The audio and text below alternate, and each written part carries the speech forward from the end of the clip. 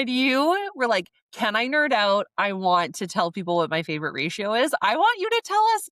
Welcome to At the Fence Line with your hosts, Sarah Chambers and Gavin Bedker. Welcome to At the Fence Line with Sarah Chambers and Gavin Betker. Hi, Sarah. Hey, Gavin, how's it going? I'm good today. How are you? I'm doing okay. It is a pretty chaotic time of year. I don't know about you. I'm like, our busiest time of year coincides with the sickest time of year for my kids.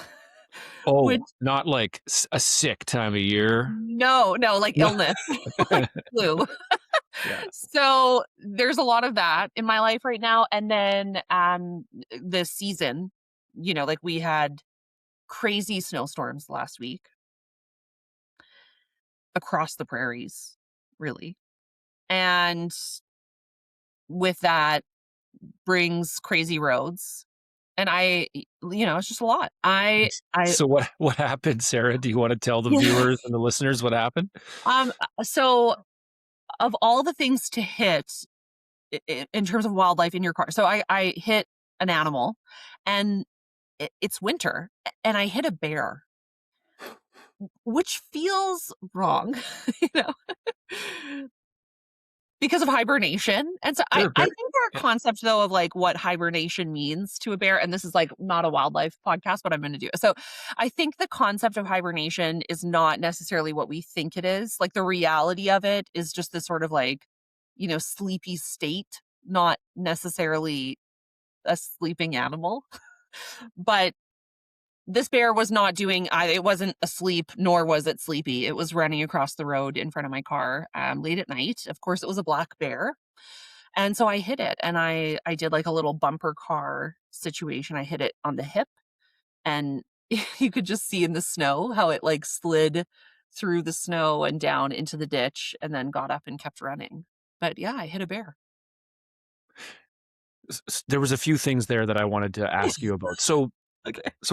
I think I'm one of those people that has this idea of hibernation completely wrong. So they Okay. don't go into a den and sleep for like 4 months straight. Well, I think they're trying to conserve energy because of the lack of resources. So I don't know that they're like fully asleep. I think they're just Oh. in a sleepy state. So this bear maybe was sleepwalking across the road. Well, I think also we like it was a really late harvest because of the amount of rain that we had. And so, that maybe has played into the amount of like just literally corn left in the field. So that's where this bear was running from, was from a cornfield that, it was probably, so it was a late harvest for the farmer and a late corn harvest for the bear in terms of munching on the leftovers. So I don't know. I don't know if it was just not asleep yet because it was still chowing down on the leftovers or what. It was very And odd. so it got up and it ran away. So hopefully it's now tucked away for the winter. Oh, I hope so. Yeah, it did run away. And I drive down that road every day, so I haven't seen it since. So yeah, Mhm. I hope that it's resting and that, it's sorry. Because it tried to total my car. It almost wrote my car off. But and I don't know that I've had a lot of other, like one time I was on a gravel road driving way too fast and a gopher ran out into the road, and I hit the brakes. My car did a complete 360 trying to avoid hitting this gopher. The gopher lived, so did I. But other than that, I don't think I've really had any wildlife, not when I'm behind the wheel, at least, encounters. I've had What about you? a couple interesting ones. Okay. So that when you drive in the country or on a highway anywhere, sometimes there's birds flying around, but they always kind of get close, but they manage to miss your car. Like at the last second, they kind of fly away the other way. Okay. Yeah. Well, one time out near Calgary, I was driving on the highway, and I don't know, maybe a group of blackbirds. I don't know what that's called. Maybe it wasn't blackbirds, but it was a group of small, dark black birds. Yeah. And then one calculated wrong or whatever hit my windshield, left a big blood stain. I don't think that poor bird lived Oh. to tell the tale. But yeah, because you always miss them, right? Or they always miss you. And this one just didn't do it right and hit my windshield. And then the other one was I was driving in rural Manitoba and I ended up hitting a coyote. Oh, Um, it was kind of running along the side of the road, and mm, then I was slowing down, kind of watching it just to make sure it didn't jump out. And then, sure enough, right at the last second, it jumped out in front of my vehicle and bounced off. And okay. I didn't go back to see. I'm not going to go investigate a wounded coyote, so I Well, and kept that's like going. when I hit the bear, I got out and it was pitch black outside. Oh, why And did you get out? I know, well, then I promptly got back into my car because I was like, Okay, wait a second, I don't want to approach an injured black bear in the dark. Like, no, it's not no, the no. smartest thing. Yeah. I have one more. I just thought of one. Mm. My probably most iconic wildlife vehicle encounter. I was at the cabin and we used to drive golf carts around. Like we had a golf cart that we would take to the beach and stuff. And I ran over a garter snake and I got out. And this is back when I didn't know how to handle snakes properly. So I picked it up in the dumbest way possible. And it was not dead. It whipped around and bit me. So I got bit by a garter snake. So that is, yeah, that's my only other one. I bet a lot of people have hit garter snakes either knowingly or unknowingly, but I don't think a lot of them ended up getting bit by them. So you're in a Yeah. select group there. Yeah. I like snakes and spiders and things like that. So I tend to be the one that jumps out and catches things. Probably not the best Hey, idea. hey, so speaking of being in a select group and Mm, seeing as how we're kind of comparing stories, yeah. I'm doing the thing. I'm Got segueing it. into the topic. What are we Get it. talking about today, Sarah? We are talking about benchmarking. Hmm. So we love the segue. Supernatural. Nobody noticed. But yes, we're talking about benchmarking today. It is, I mean, Gavin is, of course, you're absolutely going to take the lead on this conversation. I'm excited for you to talk a little bit about FarmCaster, which is our platform of choice, I'll say, for benchmarking. Um, Definitely, it's a hot topic though, and I think that benchmarking means different things to different people. And it's one of those things that I think a lot of farms are like, I want to benchmark. And then you say, okay, why? And they say, I don't know. Shouldn't I be benchmarking? So I'm excited. I'm excited for you to kind of take us through the do's and the don'ts and what good benchmarking looks like and what the most important pieces of benchmarking are for farms to Yeah. think about before they start. Yeah, let's do it. So just to pick up on what you said there, Mhm. when you reference a farmer who's eager to get into benchmarking, I'd probably say you probably all are already doing some form of benchmarking, and most likely the best kind, which is in benchmarking yourself against your past performance, your own internal benchmarking. That's the A plus top of the line first thing you should do and best thing that you can do for your farm. Mhm. I've got a few notes with a few things we want to talk about. We'll get to that again in a minute, but I just wanted to quickly comment on that because um, yeah, if you think you want to get involved or get it active in some sort of benchmarking, there's some things that I think you should do first. And one thing is kind of just to check to see what kind of benchmarking you're doing already and what are you doing with that information and how are you applying it to try to achieve goals and targets in the future. Mhm. So, first things first, um, you probably are already benchmarking, and if not, perhaps that's because you don't quite have your financial management systems in place. Maybe you're kind of doing bookkeeping as needed, or when deadlines approach, and maybe not from a proactive perspective or point of view. So the first thing I would want to talk to, if I didn't know this farmer at all, I would want to talk first of all about just their financial management practices in general. Mhm. Um, do they have targets? Do you have a solid bookkeeping foundation? Do you get, you know, if you're incorporated and you have to get your compliance financial statements prepared, are you getting those back in a timely manner in a format from your accountant that you can easily translate or use to make decisions and analyze? And if not, you know, let's work to improve that. Maybe moving accountants. or having the ability and skills to take those statements and convert them to statements that you can understand, analyze, and then make decisions based off of. So some of those things should happen first. Okay, now let's say, oh yes, go ahead, Sarah. What Yep. about what about the importance if you are or how does it play into the sort of preparation phase that you're talking about if you are a farm that has different enterprises and you want to do benchmarking? Very good point. Very good question. So that would be part of it. Yeah. So being able to take those statements. So you first of all, you have to have either your own internal statements or statements from your accountant that you can use and read and analyze in a way that you can make decisions from. And then if you have multiple enterprise, let's say you're a crop operation and you have cow calf livestock or a dairy or other some sort of supply managed enterprise, maybe a trucking business, whatever the case may be, and whatever mix of those you have, then you need to be able to have statements that you can then break down into those different enterprises. So that's a process called enterprise analysis, and you do your best to track where the revenues and expenses from those different enterprises come from, and then you can understand those enterprises' performance. And that that process, that exercise is valuable in and of itself before you might even want to apply it to benchmarking. So excellent point. Excellent question. Yeah. So that would be one of the steps to do before. Yeah. Right. Now you've done that. Yes. You can Now you're get some ready. good stuff now. Right? Because benchmarking is good. Benchmarking is cool. Benchmarking is beneficial. And we'll talk a little bit about, kind of the steps even within benchmarking.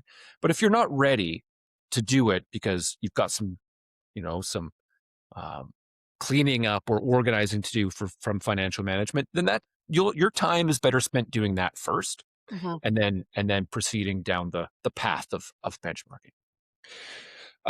So for those of you who are listening, and you're ready, you've probably heard multiple people, and if not, I'll say it again because it's worth mentioning. It is really, really important to reiterate that your own performance, your own farm's past performance is the most important thing to compare or benchmark your current performance against.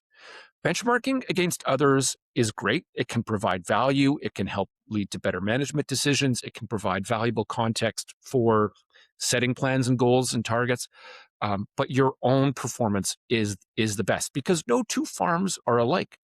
They just aren't. No two farms are exactly the same. There are comparable farms, and we'll talk about that in a minute. But your own farm's past performance, where it's tracking, are the trend lines positive for some ratios, negative for others? Is it a mix? That's where you should start. Mhm. Mhm. Does that make sense? Yeah, absolutely. And I mean, when you're talking about past performance, how far back are you? What do you generally recommend? I would recommend 3 to 5 years. That's pretty commonplace.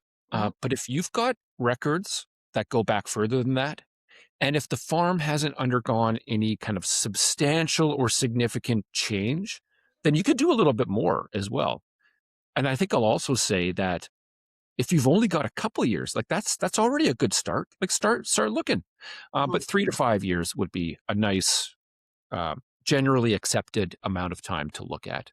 Mhm. Um, yeah. And now, if your farm has undergone significant change, let's say it's grown a lot, or you've made a significant change in some operations, then you can still benchmark against your past performance. You just need to make some adjustments. You just need to make sure that you take that context into account and not just go based purely off the numbers when, if things have changed significantly, that's not going to be the best kind of reference material. Yeah. Mhm. Okay, cool. Yeah. Okay. So then the next step, so you've got your financial house in order, you've started looking at your own trend lines. So let's say you're using some ratios or some metrics to some kind of per acre performance analysis, financial ratios, the ones that make sense for you and for your goals. The next step would be to start looking at what's called kind of industry benchmarks. Um, for example, I'll throw out for a crop operation in Western Canada, we'd be looking at about a 65 and higher percent gross margin ratio. So, how much revenue is left over after you account for your inputs, your seed, fertilizer, chemical, and crop insurance? should have $65 for every $100 left over after that process of growing and producing, changing your inputs into outputs, and marketing and trying to sell them for top dollar. Your revenues minus your production expenses should be in the ballpark of 65% or higher in order to then pay all of the other expenses that are on the income statement and have some profit left over at the end of the day. So that's one example.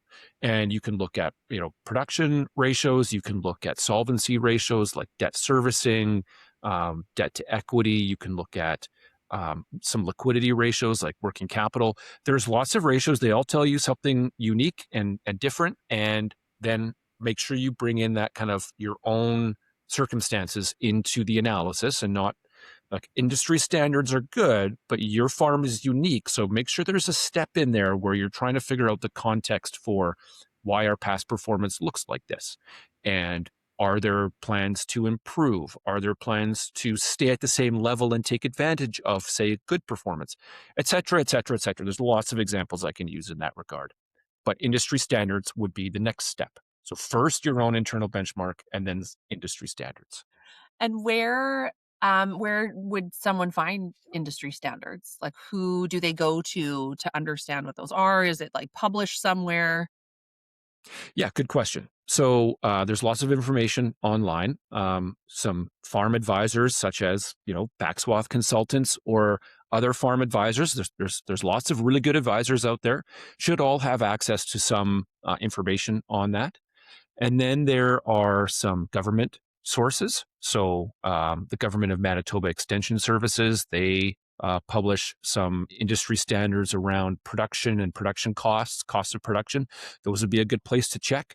So outside sources, using your network, you can do some of this a little bit informally too, and perhaps if you belong to a peer group, you can talk about other people in that group and what their experiences are.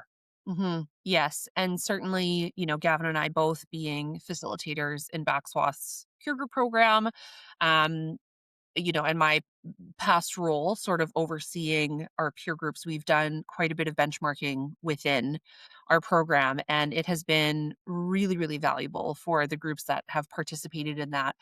Um, I think for a few different reasons, though. One being that a lot of them had never done benchmarking before. So even like that piece that you're talking about, which is comparing your past performance. So just that sort of analysis that they had never done before, that self-reflection, that was a huge value piece. But then the other part of it was we weren't just giving them a report that said, you compared to all of these other farms that you'll never know. It was like, no, no, no, we're going to, the other farms, them. And here's the best part. You get to ask them questions now. So that was the other really big part of it was the discussion that came from it after, where they could say like, okay, wait, but your, number for this looks way better than mine. What are you doing? And I think that that's the next step sort of in benchmarking. I know it's, something that we're kind of, I don't know if I'm allowed to say this, but, working hard at developing is tying the management practices to the financial outcomes for analysis and benchmarking. So I think peer groups is a great platform to do it in. And, like I love peer groups. So I'm any chance to talk about how fantastic they are and all of the different things, the opportunities that being a part of a peer group kind of give you. But benchmarking, financial benchmarking is definitely a big one. I have a question for you though, hmm while we like to scoop it back. So, Gavin and I recently spoke at a conference in Winnipeg and Ag Excellence. And in our presentation, you were talking a little bit about ratios. And you were like, can I nerd out? I want to tell people what my favorite ratio is. I want you to tell us now. So if people are getting started with, like if farms getting started with benchmarking, what's your favorite ratio to look at? Maybe top two I'll give you. All right. Well, I'll nerd out here a little bit more, because just my pure like in all of the different applications that you might use ratio analysis in, my favorite ratio is working capital percentage, because liquidity management is just so important. And the generally used one, the current ratio, just falls a little bit short in its effectiveness. Working capital percentage works a little bit better. However, in the context of benchmarking, I would say I don't really have a favorite because I mean, I've kind of taken this question and spinning it, but it's so important to know what your goals are when you're doing benchmarking. And I mean, like, I know we have goals and targets and vision. I'm not talking about that. What's your goal for the benchmarking exercise in itself? Like, if you don't really have a goal as to why you're doing it, then you might do it once. Oh, interesting. See the numbers, see kind of how I stack up. And then what? Yeah. What if you're using it to try to address a certain goal or target or to address a weakness? Maybe even your goal might be, I want to look at it to explore where we're strong or weak, and then do something about that. That's a good reason to do it. But I wouldn't go into the benchmarking kind of process without having some sort of stated or intended goal to get out of Mhm. it. So anyways, back to your question, then it would depend on what ratios I would want to be looking at. Yeah. Yeah. And, and I think, again, it's important because when we think about in the industry, when we think about benchmarking, again, we're often thinking about comparing ourselves to other farms. Everything that you just said was centered around evaluating self performance, like our own farm's performance. So I just want to underscore that kind of because I think there's a little bit like we'd like to compare. We want to know, like, hey, how are we doing compared to everybody else out there? But that's not the most important question. I know you've said that already, but like I say, just trying to underscore that. Yeah, absolutely. And I think so. It's not quite in my order of notes here, but I think this is a good time to bring up the three key alignments. And I know we Mhm. bring them up quite often, but I'm a big fan. I'm biased, but I'm a big fan. I think it's a really good theory or practice philosophy, if you want to say, at looking at your farm's overall management processes. So the three bubbles, right, are your Mhm. goals, your vision, your strategy, you could say. And then the other two are your management operations, your decision making, your processes. And then the third one is financial performance. And so it's a really good thing to bring up in this episode because we're talking about mostly financial benchmarking, but we need to relate it to your targets and your goals, and we need to relate it to where you make the decisions because that's kind of what we were just talking about. Why are you looking at your financial benchmarks? Is it because you think something might not be going well in, say, management or operations, or is there some misalignment with your goals and targets? Or perhaps you know where you're at and you want to then start looking at okay, how do we improve? Mm. Great. So this is the next step would be we've talked a lot about internal now, and we Mhm. peaked at external, but from a industry standard perspective, like not really a sample group or a benchmark self-identified group. Yeah. The next step now is to look at others at an Mhm. external sample size. So Mhm. this is going to depend on who you're working with, perhaps what financial management software you're using, and different capabilities of those. And one kind of caveat or asterisk I want to say at this point is to really make sure you understand what that sample group is. Mm. Um, I've seen it because we kind of do it when you are working with a sample group that you're comparing against. But let's say they all belong to a peer group, like we mentioned, or they're all working with and selecting to be part of a benchmarking study. I think there's a really good chance that that sample group is already kind of a self-selected, progressive improvement focused management mindset, maybe higher performing farms, perhaps slightly larger farms than your real industry averages.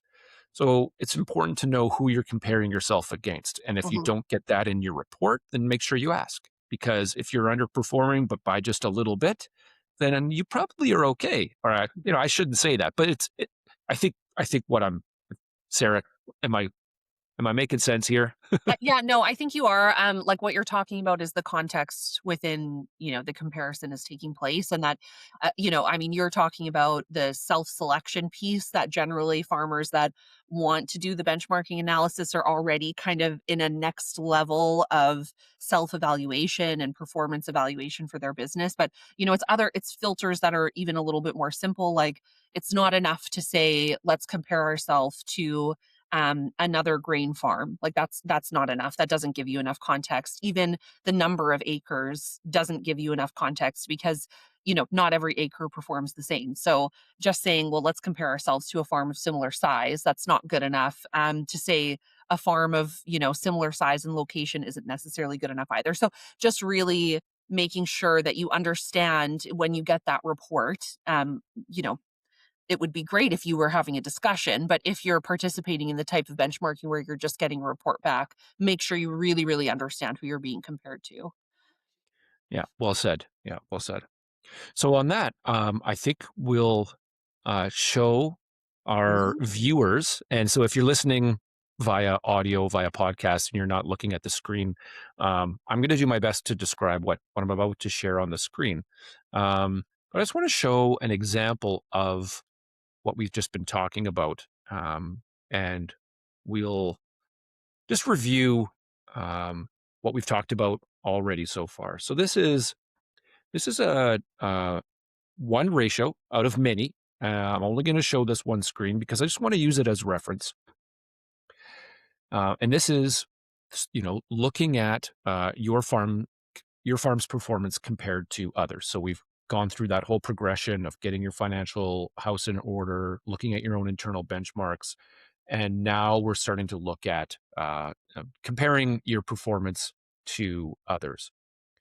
So this is working capital percentage. And what you're seeing on the screen is a scale of 1 to almost 200%, where I would say on a grain operation, an industry standard, which is not on the screen, but you're going to be looking at 50 to 75%. And that's the amount of working capital you have compared to your cash operating expenses.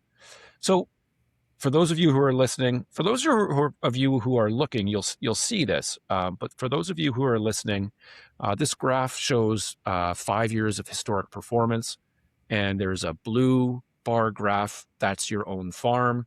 And so if we were to hypothetically hide the green and yellow bars at this point, that's your own internal benchmark. And you can see this farm has started to have their performance slightly weaken over 5 years. It's still in a relatively healthy position, in fact, of quite a strong position, in my opinion, but the bars are showing that it's weakening slightly over the course of their last 5 years. That's exactly what we're talking about when we say look at your own internal benchmark, because that's something that you can address just by looking at your own liquidity management guidelines and management practices. Perhaps there are things that happen in those years that were outside of your control that you acknowledge that has had an effect on your performance, and you expect it to rebound over the next few years. Or maybe there's something more important or pressing that is perhaps this farm has been undergoing some growth in size. And what often happens then is that the efficiencies you were able to achieve at a certain size become harder to extrapolate to a larger land base. People's time gets stretched a little bit more, et cetera, et cetera. You've hired some new people that are onboarding and still learning how to perform at an optimal level. There's a lot of different examples, but that would be an example of using that information without even still, again, looking at outside benchmarks to affect change, positive change. So with that being said, then the next set of bars, for those who are listening, are the average of the whole group.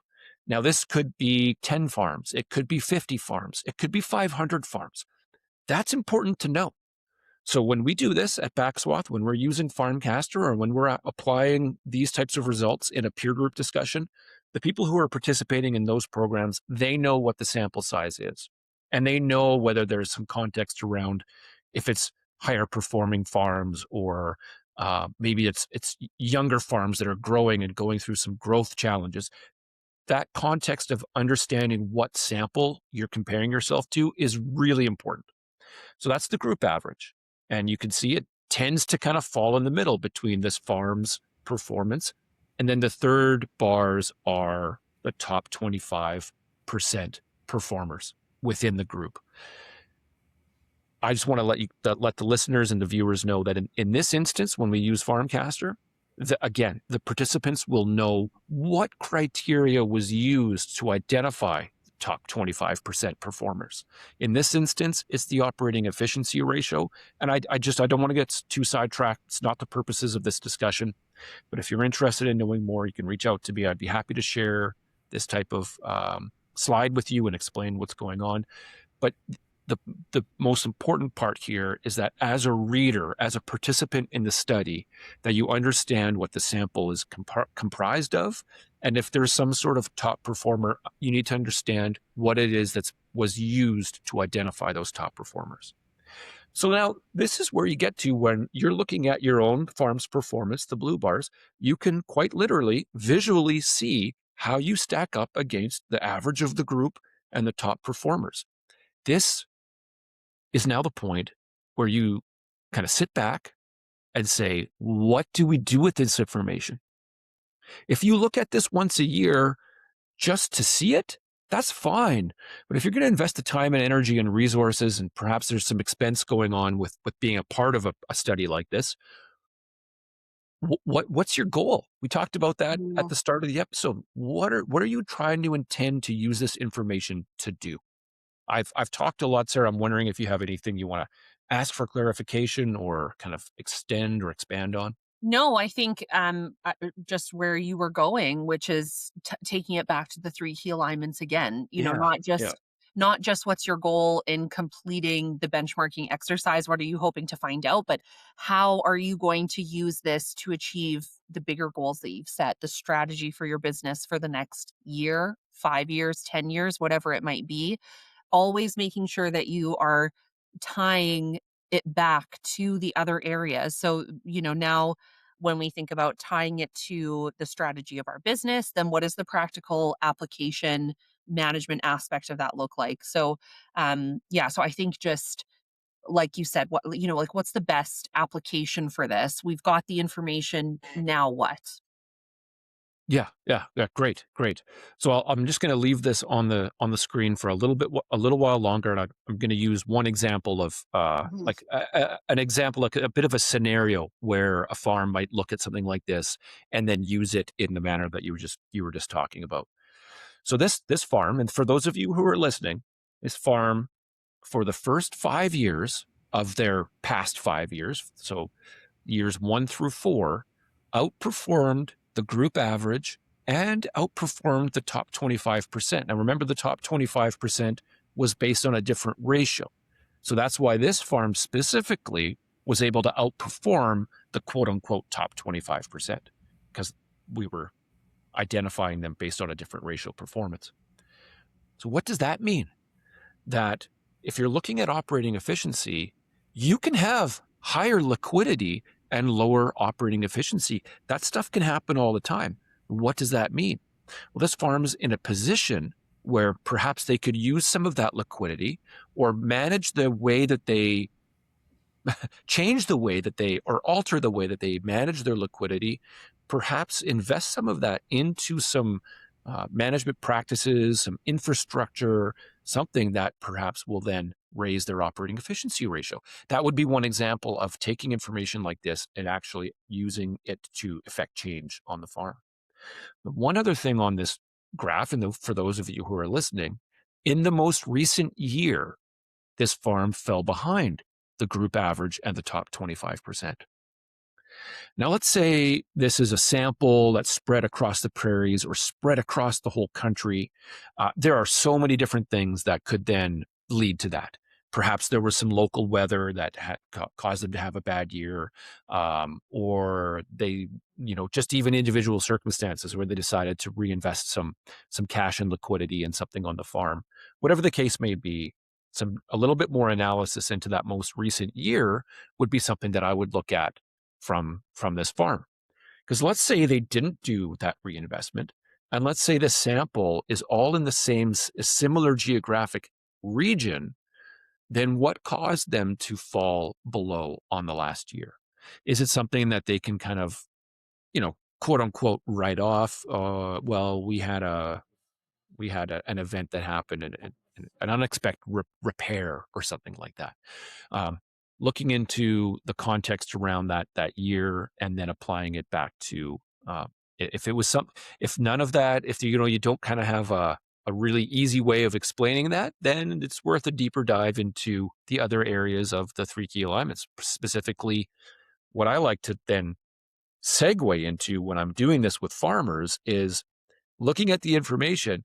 And the fun part, or the fun part, it's fun, is now where can we make changes in our operations to achieve better results? Hmm. Just going to figure out where the stop sharing button is, Sarah. There we go. Okay. Well, I've gone through the notes that I wanted to share around benchmarking. There is a lot more to dive into, to talk about, but that's the basics. And I know that was the intended kind of goal for the episode. Hmm. Um, just a quick summary, perhaps. What do you think? Yeah, great. Yeah. Okay. So step one, make sure you've got your financial management, your financial systems in order. Step two, check your performance against yourself and your own past performance. That's your first and best step, the best use of your time. Third, start looking at your industry standards for whatever sector or industry within agriculture that you're in and producing for. Then step three is to check that all of that performance against your three key alignments. Hmm. Next thing would be to share or talk about with your advisor or in a small group, like a peer group.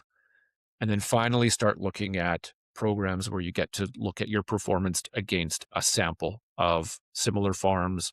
And then two quick notes on that. Make sure you know what that sample is. And if they've identified top performers, make sure you know what was used to identify the top performers. All of Hmm. that context, kind of that step-by-step process is how I would approach And benchmarking.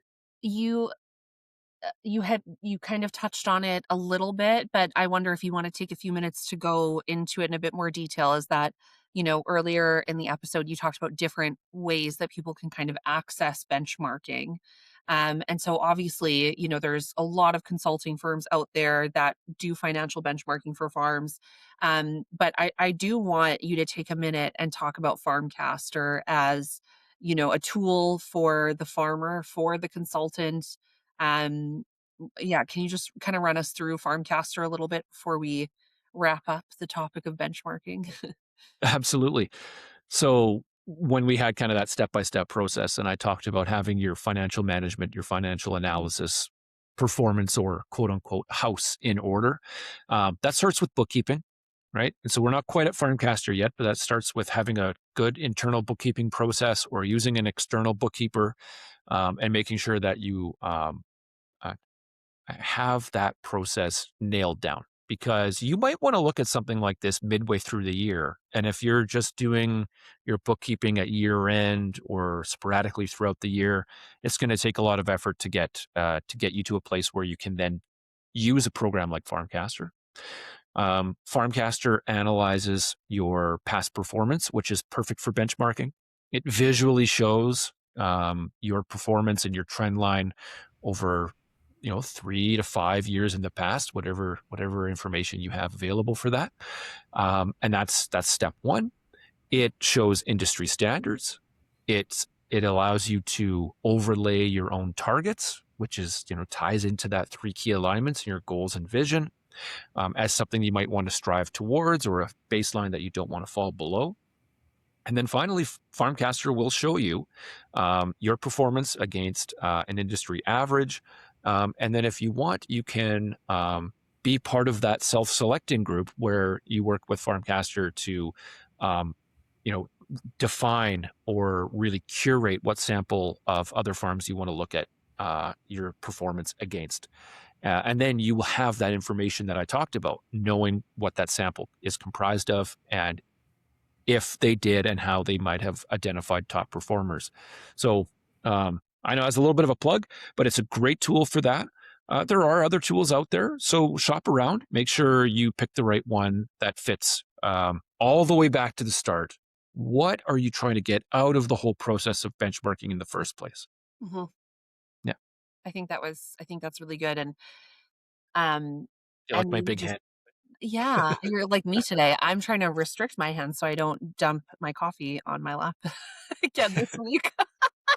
But, I yeah, and I think that the results that you can get from not only benchmarking, besides the sort of self-reflection piece or performance analysis piece, is it's you can take those results to lenders. You can like there's so many ways that you can kind of use the information, especially I mean back to FarmCaster, less about benchmarking, more just about FarmCaster in general. Is the like I love the scenario planning piece because that is something that I hear over and over again from farms that we work with is like, well, what will happen if I buy, this piece of land, or what Mhm. is that? How is that really going to impact things? I know how it's going to impact my bank account today, but what about 5 or 10 years from now? And so I think that there's uses for this information beyond just the analysis, self-reflection piece.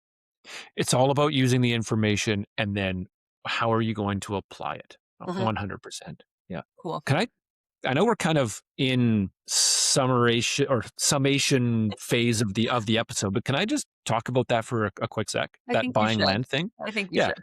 should. I'm glad you brought it up because this is where um, following that benchmarking kind of process and applying it to we want to look at it from the perspective of should we be looking at growth right now? Should we be looking at buying land right now? So if you follow that process, okay, first of all, let's get our financial processes and make sure we know up to date, accurate, able to like the ability to be able to analyze it and all that. Then you look at your own performance. Okay, we're trending, we're on a bit of a downtrend. Well, okay, that's probably telling you something. Maybe we need to look at putting off this buying land for a bit. Oh, we're strengthening. Okay, so we're strengthening, but are you at a weak position? Even though the trend line's up, are you in a weak position? Or are you strong and strengthening? That's probably the best place to be doing growth activities. Mm, Then you can compare against industry standards. You can compare it to your own targets. Sure, maybe we have the money in the bank right now, but based on our last 5 years, things are kind of up and down. Um, that might tell you something that is then applicable to the actual decision. So I'm just glad you brought it up. Yeah. the numbers don't lie. That No, they the don't lie. combine is shiny, but the numbers don't lie if it's a good idea or not, which is why I don't do benchmarking on my own, financial my back to my online shopping addiction problems. I think that this was so great, and I think that people I don't know, like I say, benchmarking is such a hot topic, everybody wants to do it, but there's, good ways to do it, and so I'm really glad that you took the time to kind of talk about it because it's important, and I think that it's something that can add a lot of value to a lot of farms if they're doing it properly. Yeah, exactly. I wonder, I'm kind of hoping that we get some questions, some follow-up questions or some feedback. We usually invite you at this point in the episode to please reach out with any questions.